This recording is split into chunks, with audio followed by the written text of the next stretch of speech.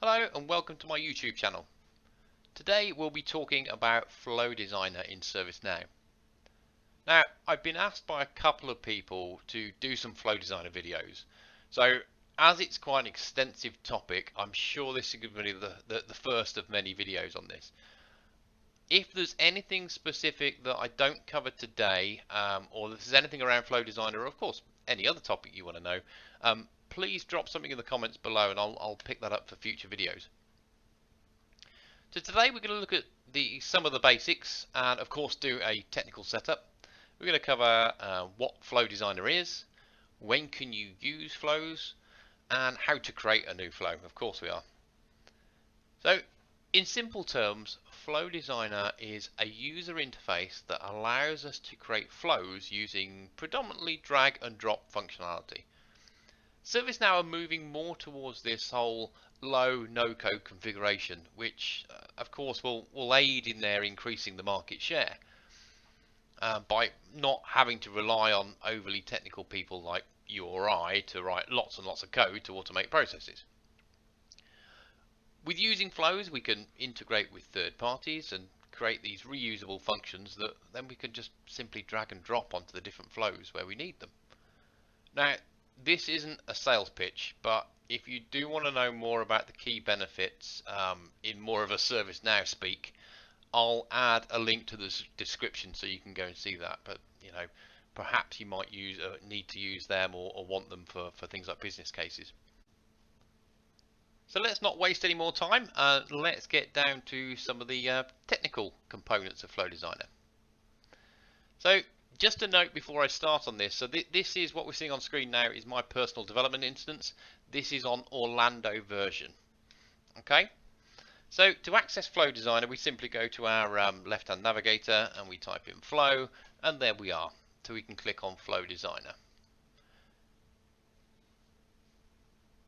Okay, so the one thing I would say around Flow Designer, so the interface itself, sometimes I have found this to be quite slow in loading. It's quite UI intensive, so you just have to bear that in mind.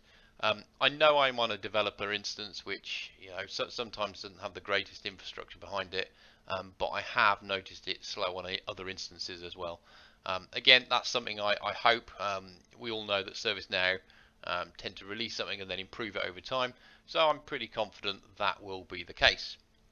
So on this, what I should also say is we're going to expand on an item that I've previously done, and that is creating an item for a BMW. And there's a series of videos that I've done in terms of creating a catalog item, variable sets, and also glide Ajax as well are all included in this item. So what we're going to do for the purpose of this demo is we're going to create a flow, but we're going to create a catalog item flow. So just like you would do on the legacy flow, we're going to create one using Flow Designer. So as I said, we access Flow Designer by going Flow and then we click Designer, and we have a interface that looks like this. Now there's three main components, I guess, core components to Flow Designer. And if we click New, we can see them here. So we have a flow, a subflow, and actions. So a flow, think of our old legacy workflow where we had our pretty picture on screen. It went from left to right, and we could drag the actions in, and we could do some scripting in there, add things like approvals. So flow is pretty much like that, although there are different trigger points which we'll go through in a second.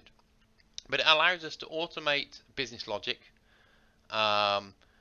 And they can be applied to catalog items, but we can also trigger them using a schedule or even an inbound action now as well, which is great. So we can move away from inbound actions and have everything triggering off flows. Again, I will probably do another video just on that because I think that one's really a real key benefit of flows. We also have subflows. Again, think of our legacy workflows that we used to do. We could include subflows there. This is pretty much the same. So it's a collection of reusable actions that we can be initiated via a flow. Then we have actions. So actions are kind of reusable chunks.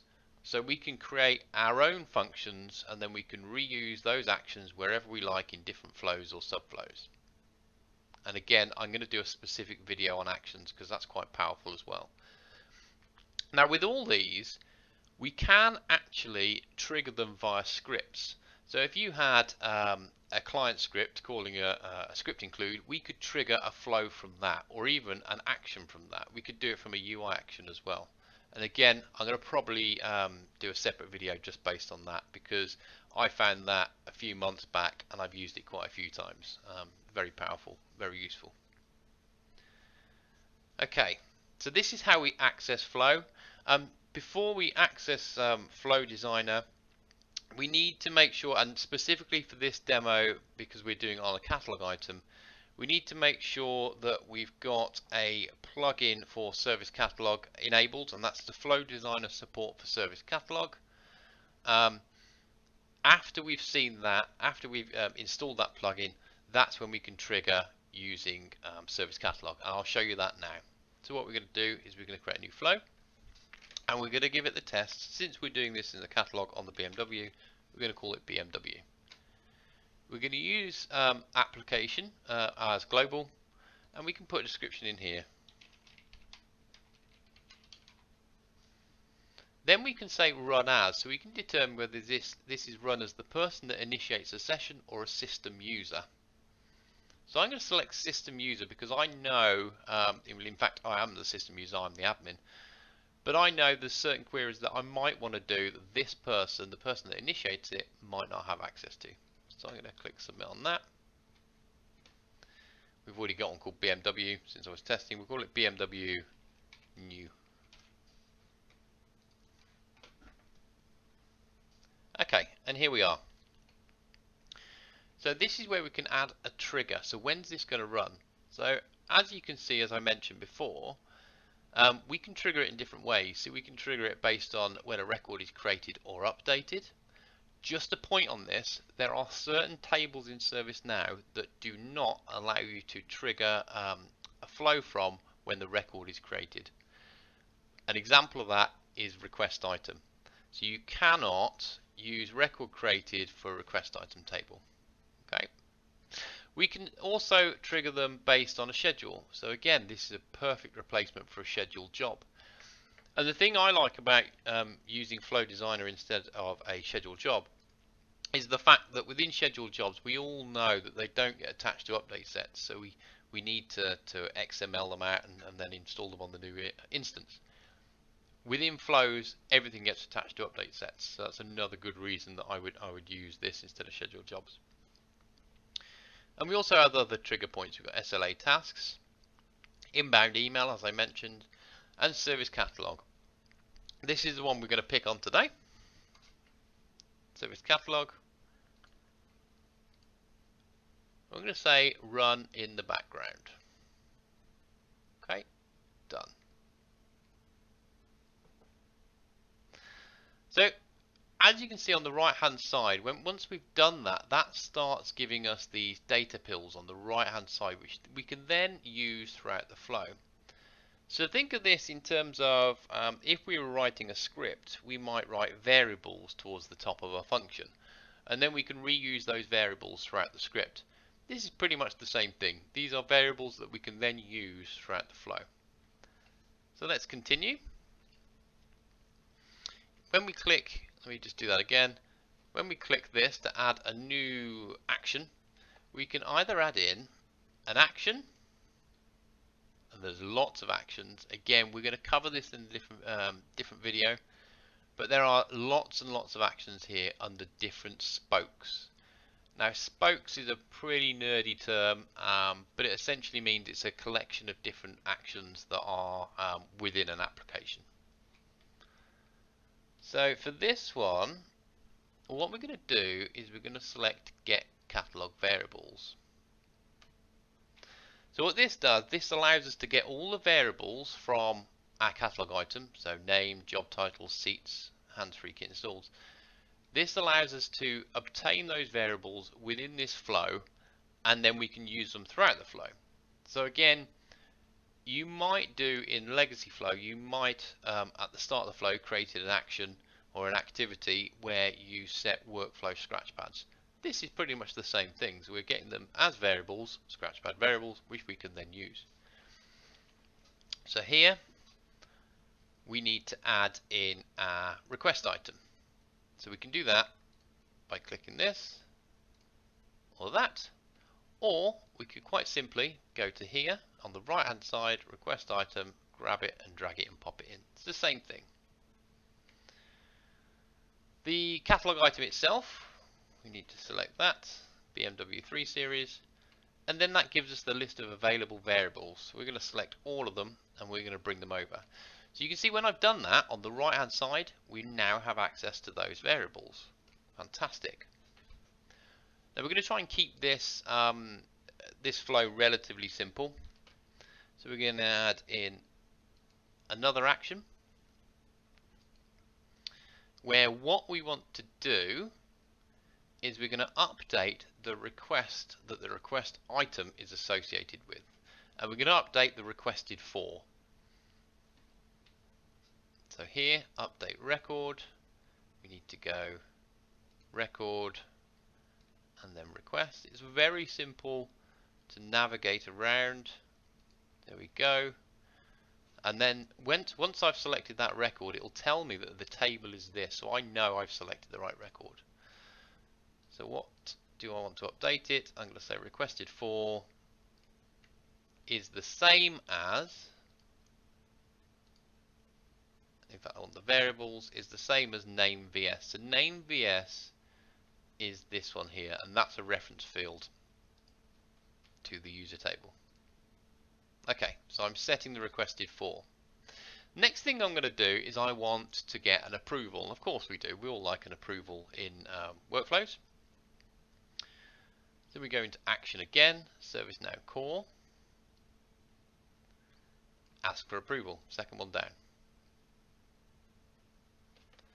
So here, what do we need to approve? What's the record we're approving? Well, of course, it's the one that initiates the flow.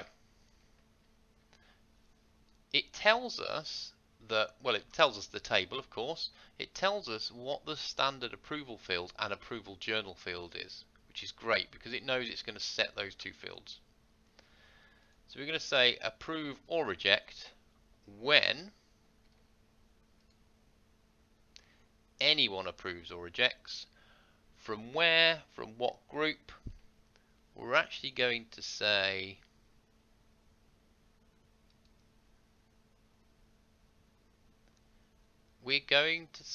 the person's line manager. That's what we'll go with. So we'll go with get variables. We'll go manager. Perfect.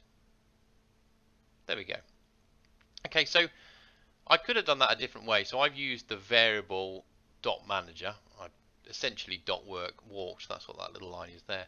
But since I'm already up here updating the request record, I could have gone to the request record and got the manager from there. It'd be the same in this example. Okay, so that's what we're going to do. So we've asked for approval. Now we need to say, well, what happens if people approve, or what happens if people reject? So now we're going to use a bit of this flow logic. So flow logic is more steps we can use to go different directions. Okay, and there's quite a few here, and we're not going to cover them all today, but we're just going to use the simple if. And we've got our if activity within legacy flows if we think about it.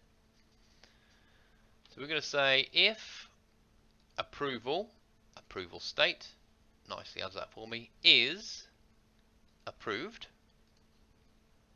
then, and it's this one here, so if, and then we come then down here, and then else will be going straight down. So if it's approved, then let's create a catalog task. Let's do that. Let's create a catalog task. So if it's approved, we're going to create a catalog task associated to the request item with this short description of test. Now we can script that as well. If we toggle that on, we can add some script here. Okay, perhaps what we might want to do here is go create a message record, and then go and get the message record and put that on if we've got different languages in the system. So we're going to do that. We could add some more fields. I'm not going to. We can add the template. Again, this is about getting our variables onto the task itself. We've seen this before when I get the variables, but this is on the catalog task. So that's creating, in fact, we better assign this to someone, shall we? That would be useful. Assignment group is, I'm going to use the service desk. Let's go with service desk. Okay, so if it's approved, we're going to create a catalog task. Now, once that catalog task is completed, we're going to make it really simple, and we're going to update the record to close. That's what we're going to do. Update record. I'm not going to use that pill. I'm just going to whiz over here and grab that just to do it a different way. It's the same, just showing you there's two different ways we can do it. And we're going to say the state is close complete. Okay, so what have we got there? We're triggering the flow, we're getting all the variables, we are updating the request record with the requested for. We're then asking for approval from the person's line manager. We're then saying if it's approved, then create a catalog task assigned to the service desk. Once that's completed, we're then going to shut the record. Okay.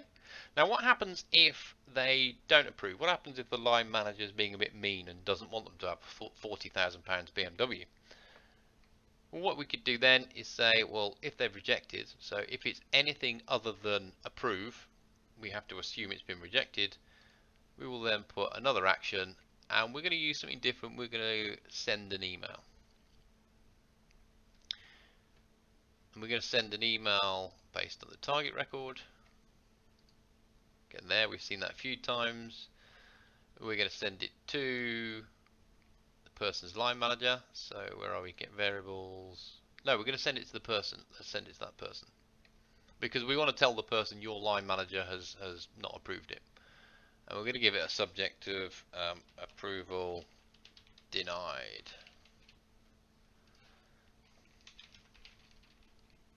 Line manager has not approved. Spend. Okay, and that's done. That's our email. Now, I will say on email, again, if we think back to our legacy workflow that we're used to using, that we all know and love, we have a send email function in there as well. Now, my thoughts on this is I tend not to try and use that function, and if I'm being honest, I'm going to try probably not to use this either. I just want to show you it's there. And why am I saying that? Well, what I would do as an alternative is personally I'd create an event, and then I'd trigger the notification based off the event. And the reason I do that is because then you've got all the notifications contained within one list or one component of ServiceNow. And that just makes it a lot easier to maintain and manage. I mean, if you or one of your colleagues, or perhaps one of the administrator of a ServiceNow instance, is troubleshooting notifications, and they have to find a specific notification, I mean, they could be looking at the notifications table, they could be looking at old workflows, and they could be also now looking at flows. So it just adds another dynamic. So personally, I'm going to try and do trigger events, and then send the email from there. But these are here, so we can use them. Okay, very simple to set up, and that's, I guess, is the whole use case. So in this case, we're going to use them. So we created our email, and then because it's been denied or rejected, we're going to update the record again. Update record, and we're going to grab that record, and we're going to put its status closed incomplete or something like that. Closed incomplete. Okay, so that's our flow. The one thing I am gonna mention here is when we do an if here, we need to end this this branch, as it were. So if approved, we're going to come down this branch. We need to do something at the end here to stop it from continuing. If we don't, it's going to run down this route, down this branch, and then it's going to come back. So once the record has been closed complete, it's then going to come back and run down this route. So it's going to go, it's going to update as closed complete, then send the email and closed incomplete. So what we need to do here is we need to set flow logic, looking for end of end. So it knows that's the end, don't do any more. Okay, so let's save that.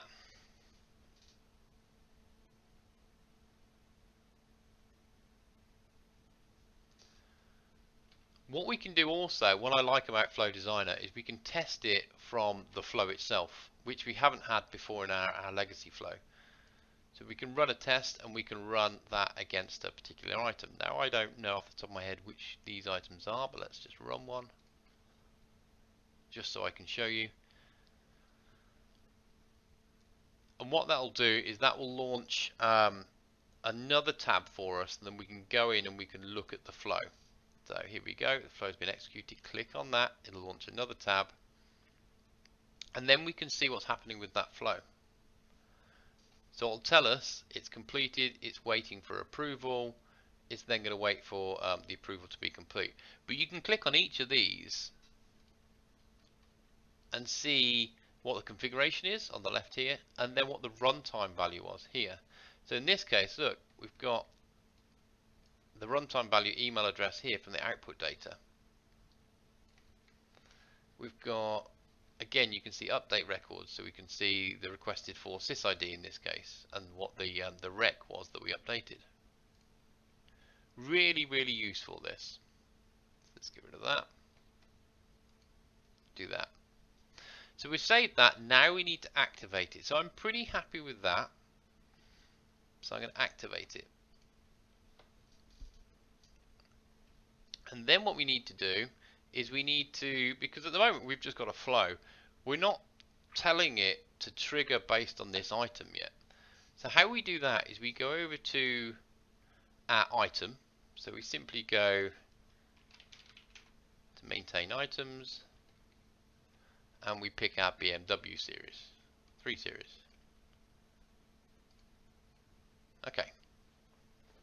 And this is the item I said before that I've already created. If you want to see that video, I'll pop a note in the description. Please go ahead and have a look and follow the whole series. So in here, on the Process Engine tab, we can say whether we want this item to be run as a flow, a workflow, or as an execution plan. Now you can only have one of these. You can't have a flow and a workflow, or an execution plan and a workflow. You can only have one. At the moment we're using our flow, so let's remove that. I'm going to use BMW new, and we're going to save. So now we can come and give it a test. So if we go to our portal, we'll click refresh.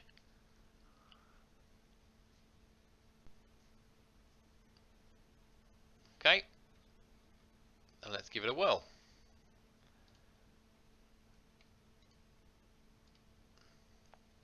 Cloth, we'll just click submit.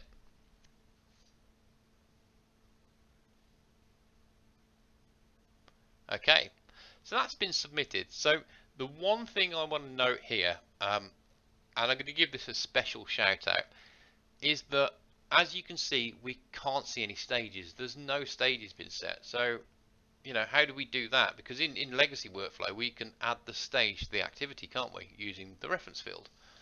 So if we go back to our flow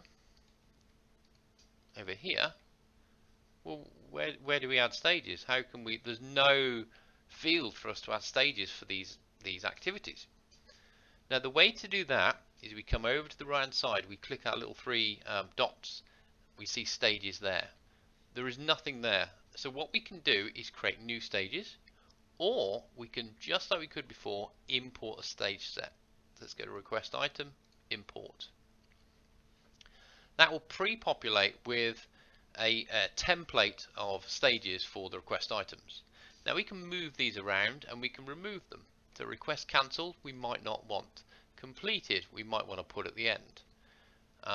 Delivery we may not want. Okay, and we can change the days, so we can say the duration is 5 days. We can say the duration for approval is 3 days, for example. Okay, and we've got some more functionality here. When we click this little arrow, we can add in what the words say. So where we've had before, where we can see like approval brackets in progress, we can change the words here. Okay. Again, I'll advise doing this, experimenting, change them, see what it looks like. This is part of the great thing with ServiceNow. We all have our dev instance, and it's a great playground just to mess around and see what the impact of doing certain things are before we do them on live environments. So let's save that. So great, we've got our stages now. But how does it know which activity to put stages on? And how do you do that? So what you do here is if you run your mouse down the middle, or do it over the right hand side, down the middle, in between the actions it goes grey. On the right hand side, if you see there, you can see add stage. So between the get catalog variables and update request record variable, we can add a stage. Okay, so what we'll do is we'll actually add it here. We'll add one just before approval, and we're going to say waiting for approval. After approval, we're going to say request approved. Then we're going to come down further and we're going to go just here. Oh, get rid of that. It's a bit fiddly. You have to be delicate. Add stage, fulfillment, and then just before here, we'll add stage, completed, and we're going to put another one here as well. Again, you can see you just have to be gentle with it just to get it in the right place. Okay, so now we have some stages. Now I'm not saying this is the first time I'm dragging and putting the stages on, so I'm not saying those stages are in the right place. I just want to show you how to activate them and also how to move them and put them in the right place. So we're going to go with that for simplicity. Activate, come back, go back to our item while the workflow or the flow is saving. Okay, we've saved.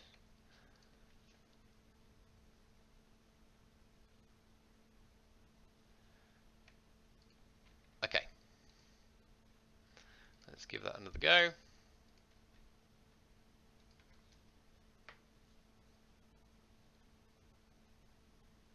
Excellent. So now you can see the difference between what we had on screen before and what we have now. Now we have the stages. Now again, guys, I'm not saying the stages are in the right place. I just want to show you how you can find them and how you can apply them, because that I think is a real gotcha and it's not hugely documented. So if we then move over to our item that we created,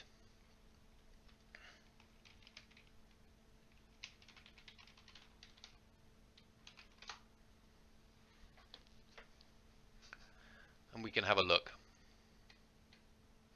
So it's this one here.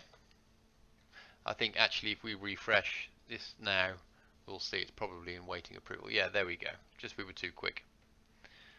Okay. So now we have waiting for approval.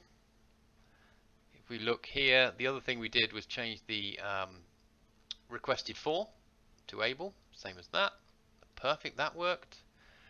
We've got our approval. We've also got the flow context here, and we've got the approval here. So let's approve as the line manager.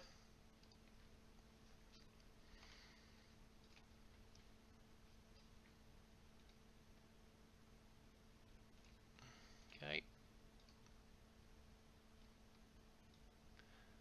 We now have our catalog task, which we can close.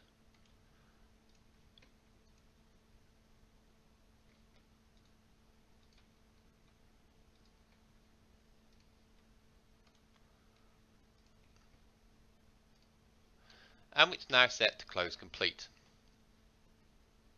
Excellent. So if we go back over to Flow Designer, I just want to show you one last thing before we finish up. If we go to the home icon and go to executions, this is our equivalent of active flow context.